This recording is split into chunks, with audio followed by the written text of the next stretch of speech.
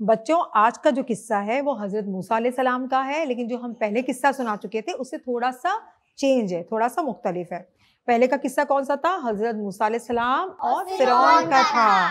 लेकिन अब जो किस्सा है वो हजरत मूसा अलैहि सलाम का और कारून का है। हजरत मूसा अलैहि सलाम और कारून का है। कारून बताती हूँ कौन था। कारून हजरत मूसा अलैहि सलाम की कौम से था, बनी इसराइल से था।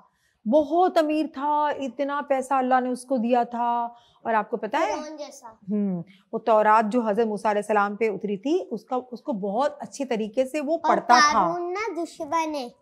अभी तो आप सुन लेना किस्सा। वो तौरात जो थी उसके बहुत अच्छा कारी था, उसकी आवाज़ अल्लाह ताला ने बहुत अच्छी दी थी।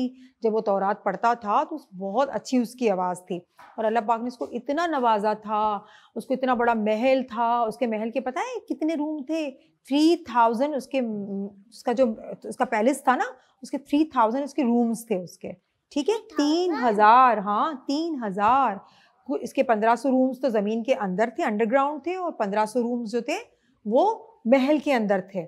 इतना बड़ा महल था कारून का कि अगर कोई अंदर घुस जाए, महल के अंदर एंटर हो जाए, फिर जब वो वापस आने को निकलने की करता है ना कि जैसे मुझे बाहर निकलना है, तो वो खो जाता था। इतना बड़ा उसका महल था। तो अल्लाह ताला ने इसको कितना पैसे दिए होंगे, कितना इसको खजाना था, इसको पैसे दिए थे।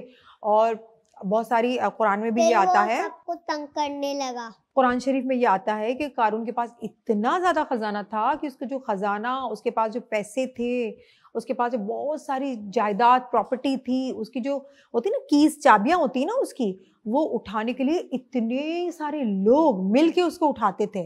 अब बताएं, उसकी जो चाबी थी उसको उठाने के लिए इतने सारे लोग जमा होते थे, तो उसके पास कितना खजाना होगा। और बहुत भारी होगी।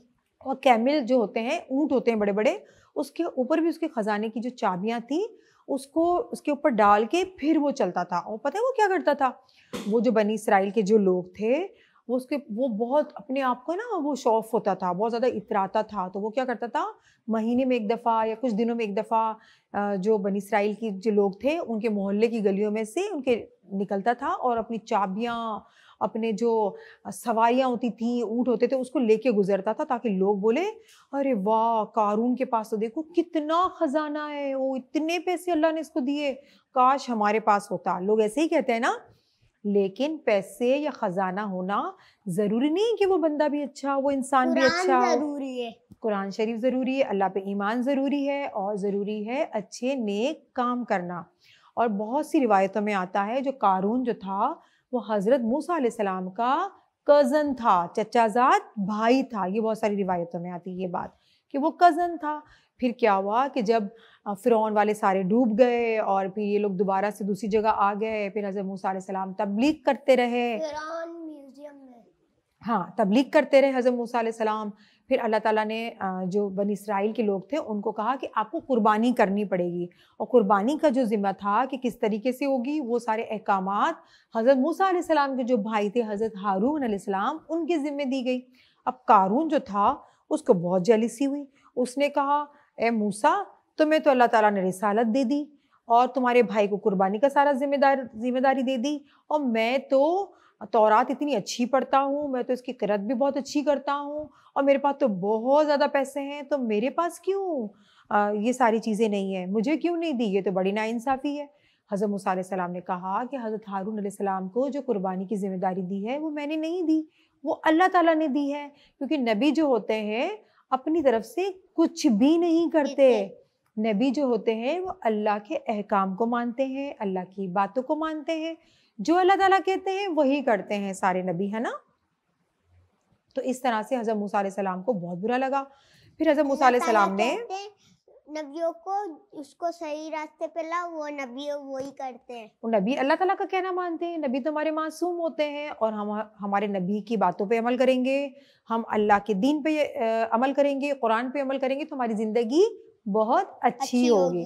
फिर क्या हुआ बच्चों के, फिर कारून तो बहुत गुस्से में आ गया, मेरे पास तो पैसे हैं, महल है, इन लोगों के पास तो कुछ भी नहीं है, ये क्यों, ये सारी चीज़ें जिम्मेदारियाँ इनके पास है, मेरे पास होनी चाहिए। वो हो गया ना, जलता था ना हज़रत मूसा अलैहिस्सलाम, जेलस हो गया उससे। फिर ऐसा हुआ कि हज़रत मूसा अलैहिस्सलाम तो समझ गए। फिर हज़रत मूसा अलैहिस्सलाम ने कहा, जितने भी लोग हैं बनी इसराइल के, वो एक कमरे में अपनी अपनी जो छड़ियाँ होती हैं ना, जो लकड़ी की छड़ियाँ होती हैं, वो स्टिक होती है, वुडन स्टिक होती है, वो अपनी अपनी छड़ी लेकर आए और सब हारून अलैहिस्सलाम को भी बोला कि इस कमरे में सब अपनी अपनी छड़ी लेकर आए, और सारे बनी इसराइल के लोग उसको देखते रहे, उस छड़ी को देखते रहे, अपनी ड्यूटीज लगा दें कि एक अगर थोड़े लोग देख रहे हैं तो थोड़े लोगों को नींद आ रही तो थोड़े लोग देख रहे हैं। इसकी वजह पता है क्या थी? इसकी वजह ये थी कि कारून को पता लग जाए कि अल्लाह ताला क्या चाहते हैं। फिर हज़रत हारून अलैहिस्सलाम की जो छड़ी थी, जो लकड़ी थी, उनकी स्टिक थी, वो भी वहीं पर पड़ी हुई थी। देखते ही देखते सबकी स्टिक तो वैसे ही रही, लेकिन जो हज़रत हारून अलैहिस्सलाम की स्टिक थी उसके अंदर से पत्ते निकलना शुरू हो गए। वो जैसे नहीं होता, वो हमारे गार्डन में अचानक से लीव्स निकलना शुरू हो जाते हैं, पत्ते, वो बिल्कुल ऐसा लगता है कि इसके अंदर कोई पौधा निकलना शुरू हो गया है। सब लोग देख रहे थे। फिर उसने कहा हज़रत मूसा अलैहिस्सलाम ने कि देखा कारून, ये अल्लाह ताला की मर्जी थी, ये सिर्फ तुम्हें दिखाना था, ये सबकी स्टिक यहाँ रखी हुई है, लेकिन हज़रत हारून अलैहिस्सलाम की स्टिक में से ये पत्ते निकलना शुरू हो गए। इसका मतलब है कि अल्लाह ताला यही चाहते हैं कि ये जिम्मेदारी हारून को दी जाए।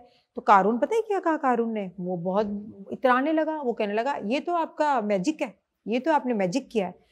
हज़रत मूसा अलैहिस्सलाम को बहुत बुरा लगा। हज़रत मूसा अलैहिस्सलाम ने कहा कि ये बिल्कुल नहीं सुधरता। फिर उन्होंने कहा कारून को कि देखो तुम ऐसे नहीं करो, अल्लाह के काम को मानो। नहीं करता और वो ना वो अच्छे नहीं लगा होता है, कुरान भी नहीं पढ़ता। देखो वो अच्छे काम तो करते थे, लेकिन उसमें क्या आ गया? गुरूर आ गया, है ना? वो प्राउड करने लगे, उनको गुरूर आ गया, मेरे पास तो बहुत कुछ है। फिर इस तरह से हुआ कि अल्लाह ताला ने फिर ज़कात का हुक्म जो है वो कर दिया। जैसे आजकल हम भी ज़कात देते हैं, ज़कात देना बहुत ज़रूरी होता है। और ज़कात बच्चों पता है क्या होता है? ज़कात ये होती है कि जो हम पूरा साल काम करते हैं, अल्लाह ताला ने हमें एक अमाउंट दी होती है, हम उसमें से कुछ हिस्सा जो अल्लाह ताला ने रखा हुआ है, हम वो हिस्सा निकालते हैं और वो हिस्सा हम गरीबों में देते हैं। अगर हम ज़कात ना दें तो हमारे जो सराउंडिंग में इतने सारे गरीब लोग हैं, है ना, बहुत सारे गरीब लोग जिनके पास अच्छे कपड़े नहीं होते, जिनके पास अच्छा खाना नहीं होता, तो अल्लाह ताला ने कहा है जो मैं तुम्हें रिस्क देता हूँ, क्योंकि हमें पैसे कौन देता है? अल्लाह ताला। हमें अच्छा खाना कौन देता है? अल्लाह ताला। तो अल्लाह ताला कहते हैं कि कौन है जो मेरे साथ बिजनेस करे, कौन है जो मेरे साथ बिजनेस करे? तो अल्लाह के साथ हम सोचते हैं, अल्लाह के साथ कैसे बिजनेस करें? अल्लाह के साथ बिजनेस किया जा सकता है ज़कात दे के, खैरात दे के, मदद करके। हम अल्लाह के राह में अगर 1 रुपया भी बच्चों देंगे किसी को, अल्लाह ताला हमें इसके डबल देगा, ट्रिपल देगा, है ना? तो ज़कात जो है हमें देना बहुत ज़रूरी है गरीबों के लिए। शेयरिंग करेंगे ना, अल्लाह ताला हमें डबल देंगे। बिल्कुल सही बात। तो जब कारून को हज़रत मूसा अलैहिस्सलाम ने कहा कि आपको ज़कात देनी है, अल्लाह ताला ने हुक्म दिया है, कारून ने बोल दिया हज़रत मूसा अलैहिस्सलाम को, हाँ ठीक है मैं ज़कात दे दूंगा, ठीक है। कि जब अपने घर गया ना, वो तो बहुत अमीर था, उसने कैलकुलेशन शुरू कर दी, हे मेरे तो इतने सारे पैसे चले जाएंगे, मैं क्यों दूं? कंजूस बन गया, बेईमान हो गया, है ना? उसको पता होना चाहिए कि जो मैं ज़कात दूंगा ये सारे के सारे पैसे किसके पास जाएंगे? गरीबों के पास जाएंगे। अल्लाह ताला को तो ना पैसे पहुंचते हैं, ना अनाज पहुंचता है। अल्लाह ताला को सिर्फ हमारी नीयत, जो हम सोचते हैं ना, अल्लाह ताला के पास तो सब कुछ है, अल्लाह तो हमें देते हैं। तो अल्लाह ताला के पास तो पैसे भी नहीं जाते, खाना भी नहीं जाता, चीज़ें भी नहीं जाती। अल्लाह के पास सिर्फ हमारा ईमान जाता है, हमारा अकीदा जाता है, हमारी मोहब्बत जाती है, जो हम दूसरों के लिए हमदर्दी करते हैं ना, सिर्फ अल्लाह ताला को वही जाता है। अल्लाह ताला उसी से खुश हो जाते हैं। हाँ, तो अल्लाह ताला ने कहा कि भाई तुम्हें तो देना पड़ेगा ज़कात। तुम्हें ज़कात, हज़रत मूसा अलैहिस्सलाम ने कहा ज़कात दोगे तो वो गरीबों की मदद होगी, उसकी हेल्प होगी। गरीब लोग अपने लिए खाना लेंगे, कपड़े लेंगे, अपनी बीमारी का इलाज कराएंगे। तो वो उसने नहीं दिया, फिर उसके पास तो पैसे कम होने लगे। नहीं, उसके पास पैसे बहुत थे, उसका जो दिल है ना, छोटा सा दिल हो गया। उसने कहा मैं तो नहीं देता, ये तो मेरा बहुत सारा पैसा चला जाएगा, मैं तो बहुत अमीर हूँ, मैं क्यों दूँ? फिर उसने कहा हज़रत मूसा अलैहिस्सलाम को कि मैं तो बिल्कुल भी नहीं दे रहा, मैं क्यों दूँ, मैं बिल्कुल भी नहीं दे रहा। तो फिर हज़रत मूसा अलैहिस्सलाम को बहुत बुरा लगा। फिर क्या किया? क्या पता था अगर वो गरीबों को देगा उसके पास डबल आ जाएंगे, उसको सब पता था, सब पता होता है लोगों को।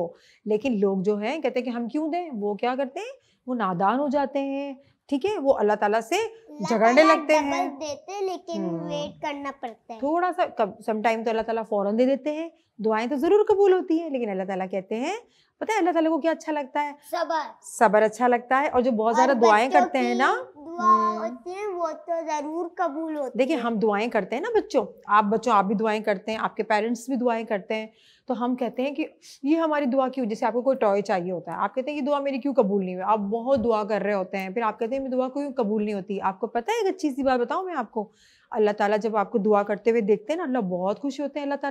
अल्लाह ताला के पास कौन है? फरिश्ते हैं, एंजल्स इतने सारे हैं।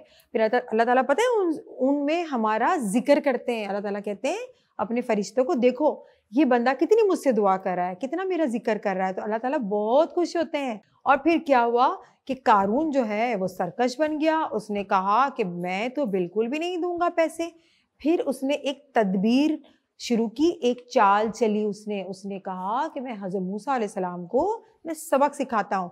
लेकिन जो अल्लाह का नबी है, जिसके ऊपर अल्लाह की रहमतें हैं, जो अल्लाह की बातें लोगों को पहुँचाते हैं और मासूम है, उनका कोई कुछ भी नहीं बिगाड़ सकता। जैसे हमारे अंबिया का किसी ने आज तक कुछ बिगाड़ा ही नहीं है। उन जालिमों का नाम ख़त्म हो गया, लेकिन हमारे अंबिया का नाम जन्नत में भी रहेगा, क़यामत तक रहेगा, रहती दुनिया तक रहेगा और हमेशा रहेगा। तो आज का किस्सा मैं यहाँ पर अधूरा छोड़ती हूँ और इंशाल्लाह मैं इसको कंटिन्यू करूँगी, क्योंकि बहुत ही अच्छा किस्सा है आपके लिए। इसमें बहुत ज़्यादा सबक है, इसके अंदर बहुत सारी चीज़ें हैं आपको समझने के लिए, सोचने के लिए, नेक अमल करने के लिए और सही राह पे लाने के लिए। हम सबको मेरे प्रोग्राम का वक्त यहाँ पर ख़त्म होता है और आपको हमारा प्रोग्राम बहुत अच्छा लगता है, इसके लिए मैं आप सबका शुक्रिया अदा करना चाहती हूँ। बच्चों की बातें तो आप बहुत इंजॉय करते रहते हैं और हमारा फूड वो तो आपको बहुत ही पसंद आता है। तो इजाज़त दीजिए।